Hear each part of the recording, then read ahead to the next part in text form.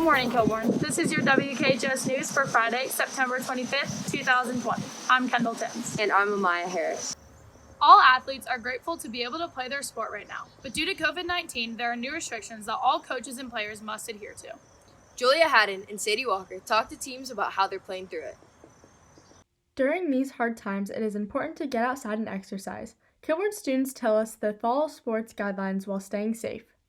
We have to be 6 feet apart on the bench and bring our own equipment. So we're not allowed to high-five each other. We can't switch sides after every single set. And we have to stay 6 feet apart at all times. So we can't really have fun with each other as much as we used to be able to. We're not allowed in the locker room and the rest can't touch the ball. It is also important to follow the COVID guidelines in the athletic training room. Boston gives us more information on how to be safe while using the training room. Well, first of all, everyone needs to wear a mask when they come into the building. Before they check into the athletic training room, they need to sanitize or wash their hands, have their temperature taken, and then complete the symptom checklist sheet before they can even enter the athletic training room. Some extra precautions we're taking in the athletic training room is making sure people are socially distanced, 6 feet apart at least. There's only allowed a certain number of people in the athletic training room at once. Also, again, to help with social distancing. Obviously, making sure equipment is sanitized between uses, tables are sanitized between uses, and then just encouraging good hygiene once you leave the athletic training room by either washing your hands or sanitizing them again. This has been Julia Haddon, Sadie Walker, WKHS News. As we know, going back hybrid will come with some changes. Another modification Kilbourne has made is one-way hallways. Tess, Jack, and Harrison go into further detail about this change. Although we are very excited about going back to school together, it's a privilege and not given. We need to follow the restricting guidelines to stay safe together face-to-face in school. The biggest difference in school hallway travel this year will be one-way and two-way hallways. There will be masking tape on the floors and walls all over the school, pointing arrows in which direction the hallway shall flow. The larger hallways such as balcony, science, math, etc. will be two ways. However, the branches of the hallways will be one way.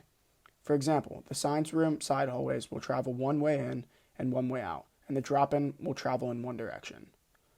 Half the staircases will travel up and the other half will travel down. The student and teacher parking lot staircases will travel up along with the balcony staircase, and the athletic and 209 staircase will flow down. In results, these precautions might make travel time from class to class a bit longer, so classes will now have 7 minutes in between them. At the end of the day, and for safety drills, every single staircase will travel down. Bathrooms will look different this year as well. There will be a limit of only 5 to 6 people, and you will only be allowed to use every other stall/urinal, and the line will wait in the hallway socially distanced. If you walk in and the stalls are full, you must exit. The drop-in lab and library will be available with a limit of 5 to 10 people at a time, and 209 will be fully available for student help. This has been Harrison Klein, Jack Wasick, and Tess Petrucci, WKHS News.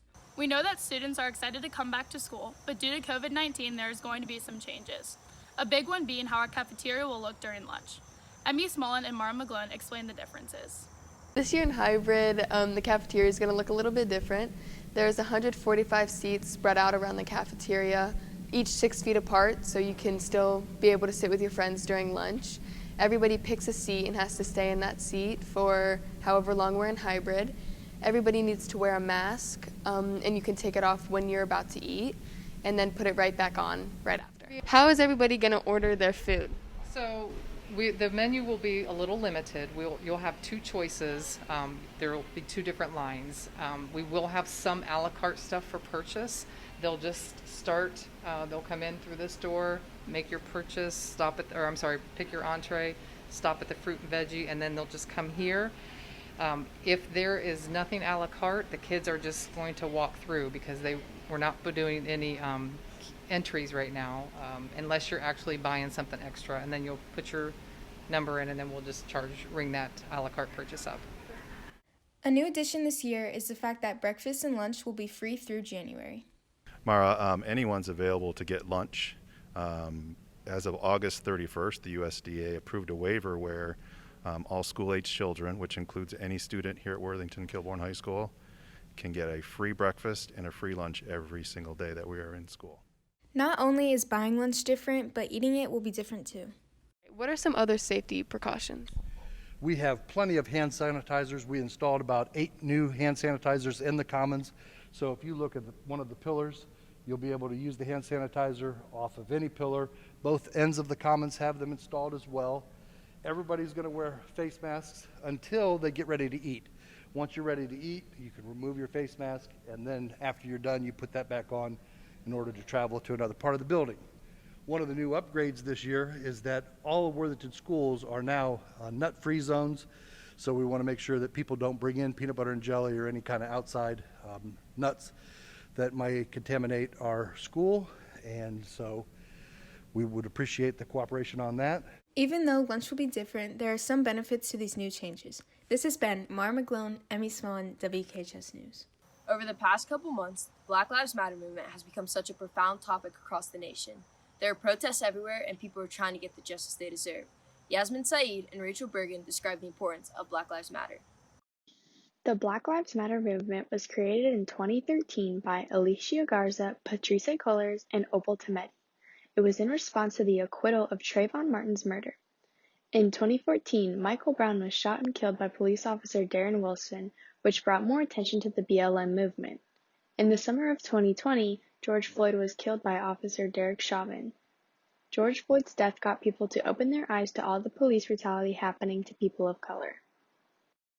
Black Lives Matter is a movement that started in 2013, really kind of after the response to the killing of Trayvon Martin, and then really kind of built after the incidences in Ferguson and the killing of Michael Brown, really kind of a movement and a call to end the police violence against Black people, and especially at the start of the conversation was unarmed Black men. Although Black Lives Matter has been around for multiple years, it has resurfaced this summer and become more well-known. It's spreading so quickly and in so many places, and the reason for that is because it's very accessible. Anyone can join in a sense.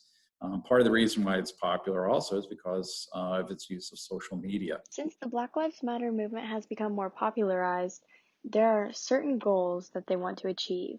So what you see with Black Lives Matter is, they have a whole set of policies and goals that they want to see. They want to see a reimagining of community safety and what it means to keep our communities safe. It doesn't necessarily mean just having police to keep people safe. And in fact, it means how do we address some of these other societal problems and challenges with other aspects, healthier aspects. People will often try to replace Black Lives Matter with All Lives Matter. The phrase "all lives matter" has been used as in a way to oppose the movement and the call for Black Lives Matter. The facts are that when people say that Black Lives Matter, it's a declarative statement that for too long our society has said that Black lives don't matter because of the way that they invest in other lives and in other communities, but don't invest in Black communities, the discrimination, the racism that has shown that our society doesn't truly value Black lives as it does other lives. Here are some ways we can support the movement as a community.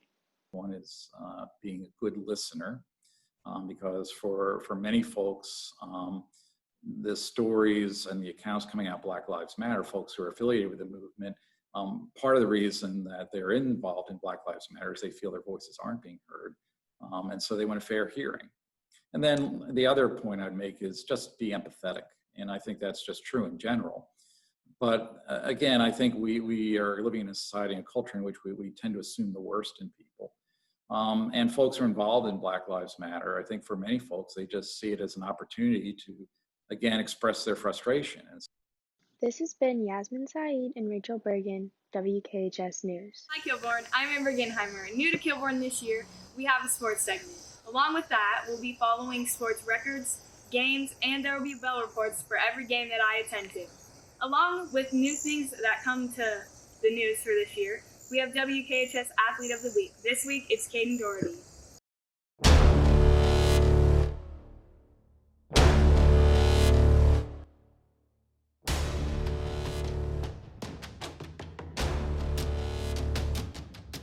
Ranked second in Columbus for receiving yards. No, I didn't expect to succeed this well this early, but I wouldn't be able to do it without my teammates and my line, my quarterback. My biggest improvement has probably been my route running.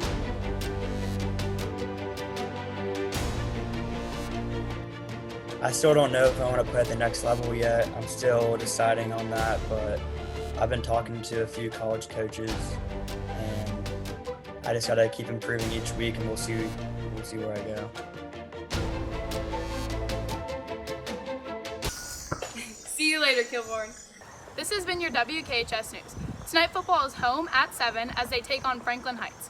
Be sure to live stream the game to support the boys if you can. Also, tomorrow at 11 and 12:30, field hockey is home. Make sure you wish them good luck. Thanks for watching. Have a fun and safe week in Kilbourne, and stay healthy. Okay.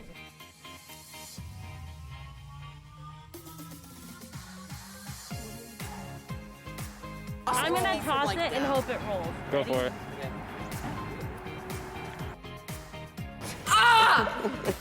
I'm kidding. Maybe